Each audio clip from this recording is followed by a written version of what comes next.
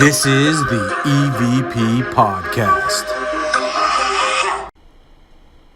Welcome back, everybody. This is another episode of the EVP Podcast. I am one of your hosts, Beaker. I am one of your hosts, Ghosty. And did you know, I like to say that apparently, did you know, fun fact, we're 10 days away from the Christmas. No way. It's next Thursday. Well, have you dropped your Yule log yet? Twice. Once Just in today. the morning and once at night. I figured what better way to celebrate Christmas or get in the mood for Christmas than by talking about a couple more horror films based on actual events. Just like we practiced. Part 2. So last time I did an episode, we talked about 10 horror films based on actual events or inspired. Based on real horrors. Based on real horrors. We've got 10 more for you. Oh, yeah. Maybe more. No, we've got 10 more for you because we're doing this. This is a 3-parter. Oh. And after you listen to part 2 here, you're going to wait another month for part 3. Just like Stranger Things. Just like we practiced. So, what's the first movie? Well, I think we got The Haunting in Connecticut for coming up first. This movie was released in... Now, if you don't remember the format, because it's been a month, we'll give you the title of the movie, the year it was released, and the IMDb.com rating. And then I have not gone through my notes in the last month, so these might still be accurate, but I will give you the streaming service it was on when I did my research. Yeah. So, Haunting in Connecticut, released in 2009, 5.9 rating on IMDb.com. This one can be found on Peacock. Did you ever watch the original Haunting in Connecticut on Discovery? There was an original? Yeah. No. Yep. I only saw this movie. So there was an original. It was like made for TV on Discovery, and like it was just like the other haunting stories that they do the reenactments of and everything, but they have the like the dramatic. Oh, okay.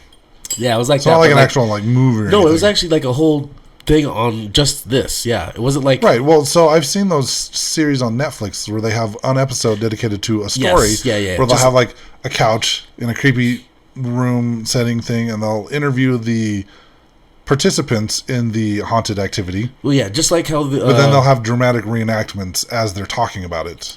And occasionally they'll cut back to them on the couch. Yep. And so... So when did that come out? Oh, gosh. This was probably like either... Because this was 2009. Yeah, then it was the 90s. Well, it's very possible because this happened in 1987. Yeah, so it was in the 90s, and like... what's his name? The Warren's nephew. John Zaffis. John Zaffis. Old John Zaffis. He was in there like doing a lot of the talking about how, because this was his case. It was his case. And he was not mentioned at all in the movie. No, he was. No. I could have sworn one of the people that were doing it, he just didn't want to be in it. Probably not. 100%. They didn't want to pay him. I did not know John Zaffis was involved in this until many, many years after the movie came out. But the name of the documentaries, just like how they have it on Netflix, like where it's like A True Haunting. Yeah, so this was A Haunting in. A Haunting in Connecticut. But this was the first episode. This is the Haunting. This was the OG Haunting. Yeah. In the series. So, 1987. Here's what the movie's based on. We're going to go over that real quick. And then what actually happened. So in 1987, we had Sarah Campbell, who's searched for a rental home closer to the hospital where her son, Matt, is undergoing cancer treatment. She rents a large house after a chance encounter with the owner. Now, Sarah and her husband, Peter, move into the house with Matt, their other son, Billy, and their nieces, Wendy and Mary. Matt ends up choosing the basement as his bedroom, where he discovers a locked door. No more locked doors. No more locked doors. Gracias. Shortly after moving in, Matt experiences visions of an old man and mutilated corpses. Peter later learns that the house was previously used as a funeral home, with the locked door leading to a mortuary. So what really happened? Well, tell me. Well, in 1986, the Snedeker family rented a house in Connecticut where they reported escalating paranormal activity, including apparitions, physical assaults, and demonic encounters. Ed and Lorraine Warren were contacted by the family and were asked to help. The Warrens asserted that the family's house had previously operated as a funeral home where morticians engaged in necromancy, and described the property as harboring powerful supernatural forces. The experiences of the Snedeker family provided the inspiration for what happens to the Campbell family in The Haunting in Connecticut. And like we mentioned already, John Zaffis was heavily involved in this. Yeah, case. he's the one that called the Warrens in. Because that's his aunt and uncle. Yeah, it's his aunt and uncle. So, next one. Next up, we have Stuck. Jinx. From 2007. With a 6.4. You can find this one on Tubi. Tubi. Oh, I got That's you. amazing. It's like you can read my mind. Reading This your one, notes. when I found out about this one, I have not seen this one, but I kind of want to. The real story of this, I think I've got most of the entire story in my notes here. The first little paragraph here is kind of what the movie's about. And I'll read this first paragraph. You read the second. Read the first paragraph. Yeah. Tell us what the movie's about. All right. Passionate hospice worker Brandy Bosky, which is played by Mina Suvari, believes she will soon be promoted for her hard work. Meanwhile, penniless Thomas Bardo, played by Stephen Rea, is evicted from his apartment. Their lives intersect in a shocking fashion when Brandy hits Thomas with her car. Shocking! That's amazing. Shocking. Yes, that's Thomas, amazing. lodged in the car's partially shattered windshield, pleads for help, but a frightened Brandy ignores him and drives home. What a bitch! Yep. Fearing she may lose her job or receive jail time, she makes a chilling, life-changing decision. What was that decision? Well, the decision was that everyone on YouTube and Spotify are only going to see me because your camera just got disconnected for some reason. So, as I'm reading this, because why are you moving my camera? So we can see both of us. Okay, that's not working at all. Okay. Now you can't even see me. How about you just leave my camera where it's at? Because I'm going to be talking here for a little minute, and then when... Stop yelling at me, I will big do what I want. Sasquatch, Ginger. I'm going to leave this all in the show. Okay, so here's what really happened. Yeah. Early on the morning of October 26, 2001, 25-year-old Shantae Mallard was driving home along Interstate 820 just southeast of Fort Worth, Texas, after a long night of partying. The late hour, along with many substances in her bloodstream, had impaired her judgment and slowed her reaction time. As she rounded the horseshoe-shaped curve to merge onto Route 287, Mallard drove her car straight into a man who had been walking along the dark highway. 37-year-old Gregory Biggs was catapulted onto the hood of Mallard's car. His head and upper body went crashing through the windshield and landed on the passenger side floorboard. His legs remained trapped inside the windshield. Mallard was so disoriented at first because of all the drugs and the noise and the broken glass, she didn't even know that there was a guy stuck in her windshield. And when she realized what had happened, she stopped the car, got out, and went around to try and help. As soon as she touched Biggs' legs, she began to panic. In her drug-addled state, she couldn't figure out what to do, and so she just drove home. When she arrived home, she parked her car in the garage and closed the door. She let Biggs bleed to death in her garage. Biggs begged Mallard to help him, but Mallard, who was working as a nurse's aide at the time, insisted that there was nothing that she could do for him, so she just left him in the garage to die. Emmys testified during the trial that Biggs would have survived the car crash had he received prompt medical attention. Now, the next night, Mallard and two of her friends dumped Biggs' body into a nearby park. An informant told the police that she had joked about the event later. It was several months before the police received the tip that led them to Mallard, and after her arrest, Mallard was tried and convicted of murder. She was sentenced to 50 years in prison. Her ex-boyfriend and his cousin, who helped dispose of the body, received 10 and 9 years respectively. And then Mallard's boyfriend at the time, who she ended up going upstairs and having sex with when she got back from partying, he saw Biggs alive, but he was not charged with anything. So they 100% just like... She's like, oh, there's a guy in my windshield. That's oh, well, psycho shit. Let's go get it on, baby. Yeah, I have some sex to do. Right? All right, this next one is Borderland, released in 2007 with a 5.6 rating, and you can find that on Plex or Tubi, back when this was done in how many years ago? A lot. So, Ryder Strong and Sean Astin star in Borderland, a film that centers on three friends who head down to Mexico to celebrate their college graduation, but stumble upon a cult that practices human sacrifice. The film is loosely based on the life of Adolfo Constanzo, an American-born serial killer and cult leader who moved to Mexico City as an adult, where he met friends who would become his future followers. Let's talk a little bit about Blackwater from 2007, IMDb rating of 5.8. This one was on Fossum, Plex, Pluto TV, Roku TV, and Tubi. Okay, so this one, what begins as a family vacation to the mangroves of northern Australia ends up being a crocodile attack and a fight to survive in Blackwater. The marketing for the film said that this was based on real-life events, and to an extent, that's true. The movie is inspired by a crocodile attack that happened in northern Australia in 2003. The film used footage of real crocodiles and some CGI to create the vicious monsters portrayed in the embellished story. So yeah, never heard of it. Neither have I.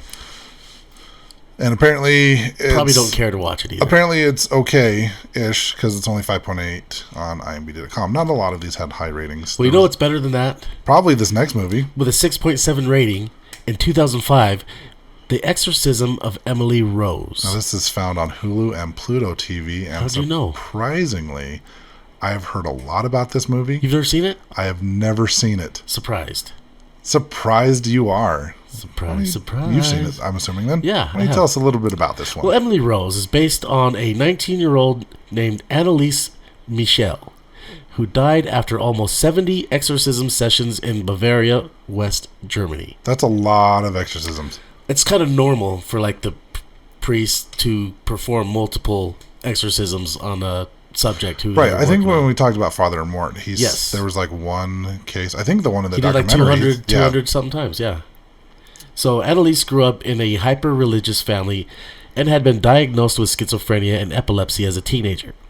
However, things took a dark turn when her convulsions turned into hallucinations and she came to believe she was possessed.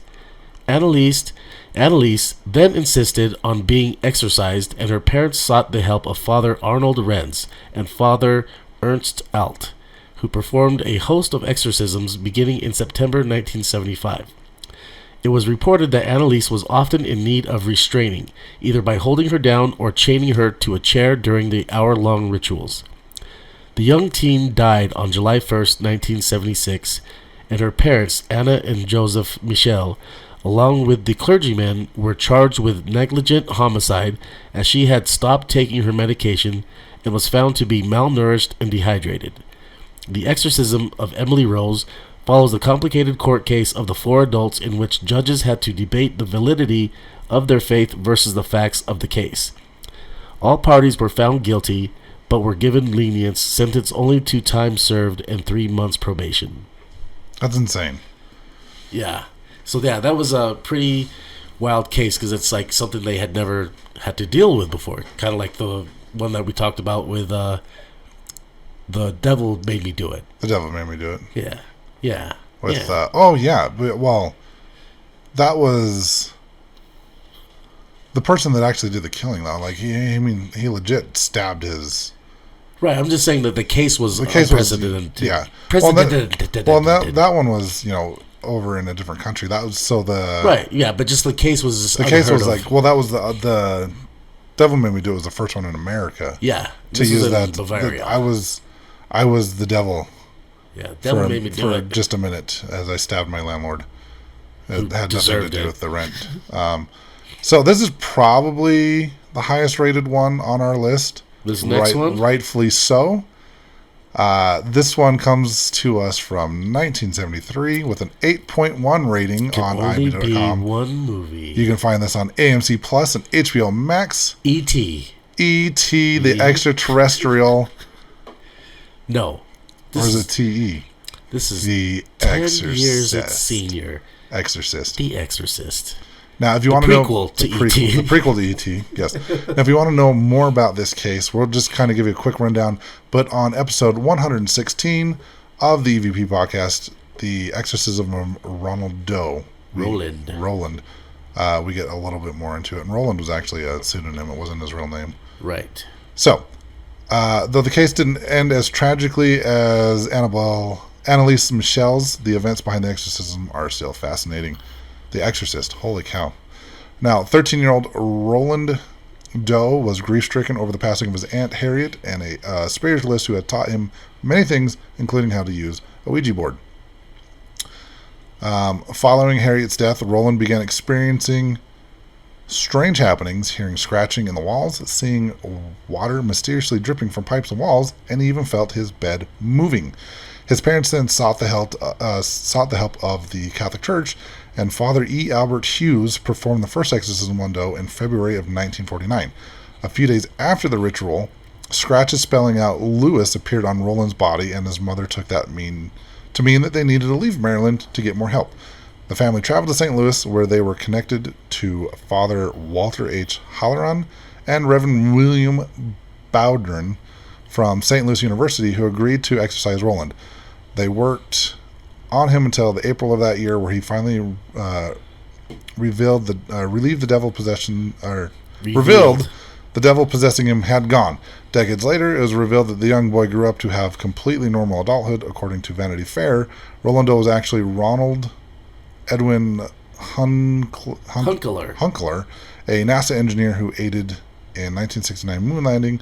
His identity was only revealed after he died in 2020. Oh yeah, let's see if he could have reenacted that moon landing for a second time. If he worked on it, he should know how to do it. We're not talking about conspiracies. He should know how to do it. Right. Okay, so that's a brief summary of the real story. Like I said, episode 116, The Exorcism of Roland Doe. You can hear a more detailed account of that story from us. But the actual movie, The Exorcist, you've got head spinning around, you've got green soup, you've got Pizzozo, like one of the most climbing up the walls. Yes. The movie is by far one of the creepiest movies. And again, they do put this part in the movie where Reagan was, the possession started from her playing with a Ouija board. Uh-huh. So it's a great movie. I recommend it. Do not watch Exorcist 2. That was just god awful. Yeah, it was. It was really bad. The new one that came out like last year or 2 years ago. Rights? No, saw. I didn't see it with you. Yeah, you did. Okay. It's like a sequel. They do have the mother from The Exorcist is involved in this movie, and it's like two girls that go missing for a couple days and then they come back and like they're possessed. That one I actually really liked. It's like Exorcist. I did see that. It's like there's a bunch of exorcism movies. Exorcist: The Beginning. I really liked that one as well. Is that the one that we went and saw? No. Oh, okay. Either way, in 2003, there was good. a movie released. It's good. Go watch it if you haven't already. This next movie, this one actually does kind of scare me because it does seem more like this happens on a regular basis. I know this movie is based on a lot of people's actual fears. Yeah. This one's called Open Water in 2003 with a 5.8 rating. You can find this on Fossum, Pluto TV, Roku, and Tubi. So a couple left behind in the open ocean after their scuba diving group left without them isn't just the premise of Open Water, but the real story of Tom and Eileen Lonergan. The Lonergans were tourists visiting Australia's Great Barrier Reef when they were left behind on January 25th, 1998. Experts doubt that the Lonergans shared the same fate as the characters in the film, but the couple was never found. Yeah. In that movie, it's just like they're just treading water for as long as possible until they finally just start like getting hit by sharks. Right, and there's not a whole lot you can do at that point. No, and like just imagine you. I don't want to. You're on a little tiny boat, away from your yacht or whatever. You jump off the side to do a little scuba diving trip, and you come back up and there's nobody there. Now, my question is, if you're like the tour guide on this thing, right? If you're leading this little excursion, like how do you not account for all of your people before you decide to just go? In the movie, how they made it look was 2 people had taken off their scuba gear and sat it down in front of the 2 people that were missing spots. Oh, okay. So as they were counting, I guess they had stuff in front of theirs, plus there's tanks in front of those other people.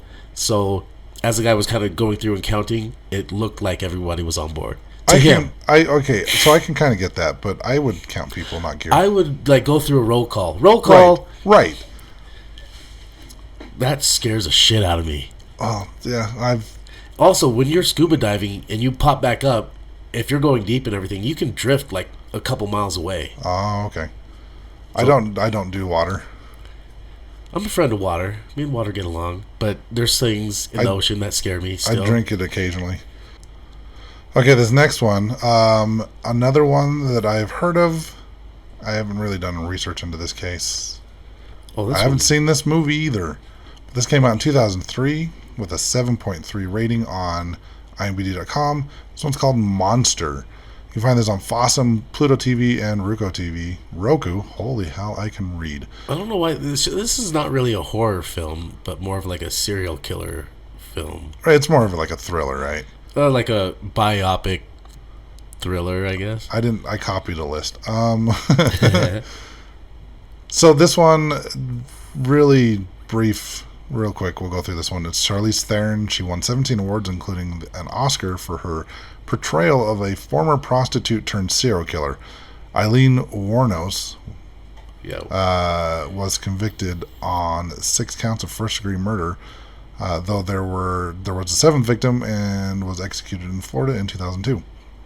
And this movie just is kind of her struggles and her...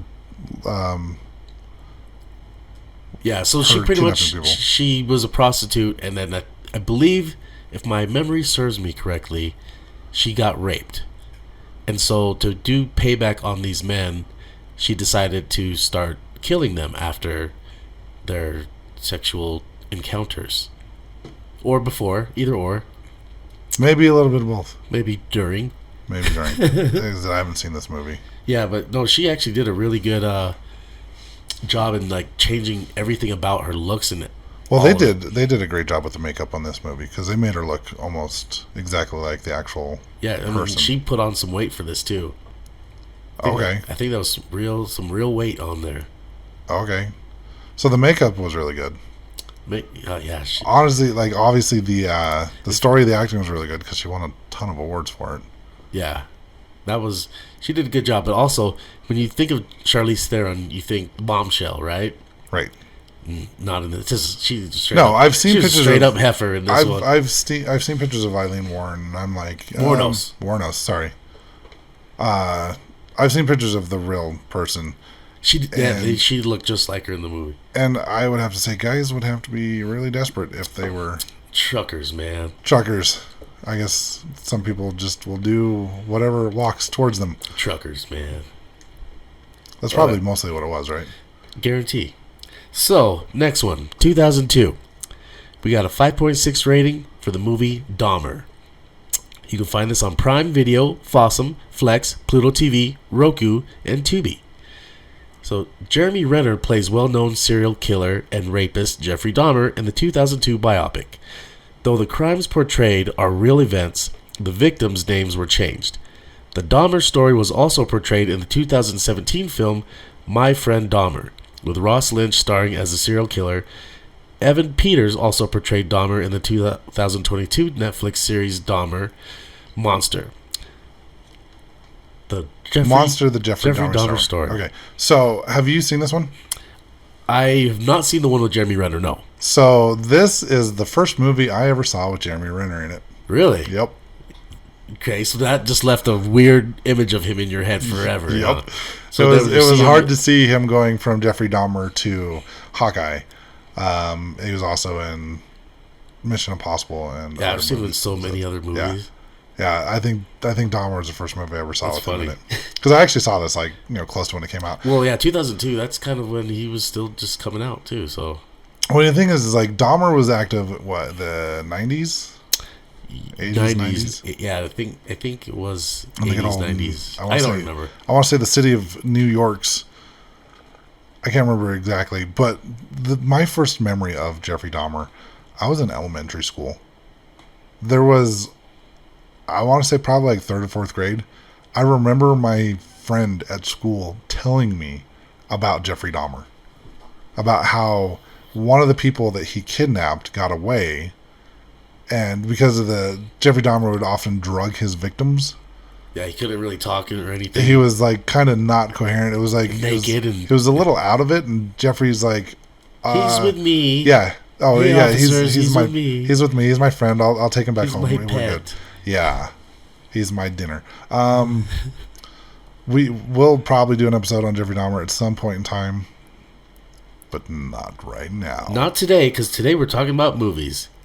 We're going through this 10 movies a lot quicker than we went through the last 10 movies. I think there was a lot more notes in the first 10 movies. There probably was. So the last one we have for today, Things Seen and Heard. Heard and Seen. Heard and Seen on 2021. Have you seen this one? 5.3 rating on IMDb.com. This is a Netflix original, and yes, I have. What did you think about it? I think it's probably higher than a 5.3. Okay. I don't remember watching it. So there's two actresses in it that I really like. One being Amanda Seyfried, and then the other one being Natalia Dyer, the Nancy from Stranger Things. Oh, okay. So in this one, Amanda Seyfried, there's a Manhattan couple moves into a historic hamlet where they discover that their marriage has sinister secrets involving their new home's history. The film is based on the 2016 novel All Things Cease to Appear by Elizabeth Brundage. The novel and film loosely based off of alleged supernatural experiences in a home Brundage and her husband rented. I can't remember if I've seen that one or not, but I know I come across it on Netflix regularly. Yeah, so I think in this one, to go a little bit more detailed, she kind of starts experiencing stuff and thinks she's like going crazy. In the meantime, I think her husband is cheating on her with the character that Natalia Dyer plays. Gotcha. I don't remember the outcome of this movie because I saw it when it first came out. I do remember enjoying the movie. Like I said, I think it should be... I think people they're a little overcritical when it comes to horror films. Yeah. So you're usually going to get a lower rating. In my opinion, I think this one should be closer to like 7? 6.5, 7. Somewhere Okay. Like I actually like this one.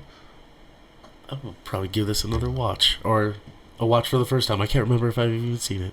I don't know either. You should know these things for me. I'll try to do better. Please. Thank you. Okay. All right. So that's the next 10. We could probably run through the other 7, or we could just not do that and leave you all in suspense. Let's leave them in suspense and throw in some Christmas horror movies based on reality. So let's talk, because like Christmas is next week. Die Hard is 100% a Christmas movie. 100%. I don't care if Bruce Willis says it's not. There's a damn Christmas time happening. There's Christmas carols being sung. So I actually had a friend recently that posted on our Facebook page that on her Disney Plus account, right? Uh-huh. Under the section where it says holiday favorites or holiday films, Die Hard wasn't there.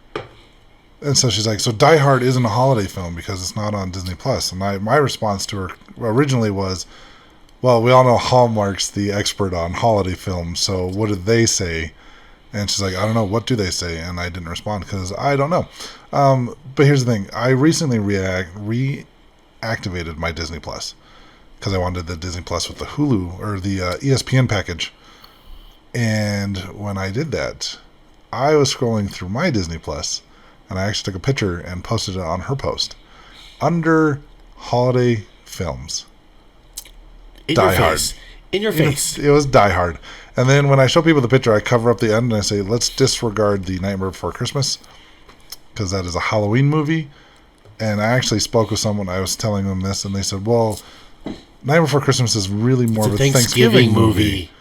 And I said, okay, I'll give you that one. So last time, Thanksgiving, Nightmare Before Christmas, there's another one. Yeah, it's in the in-between.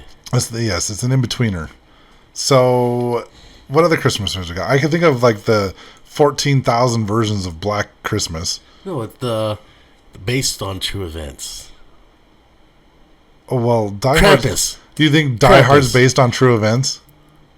obviously. I think we're just talking about Christmas movies because Christmas is next week. I know. I just Yes, Die Hard, 100% based on actual events. Christmas movies based on true events. Medea.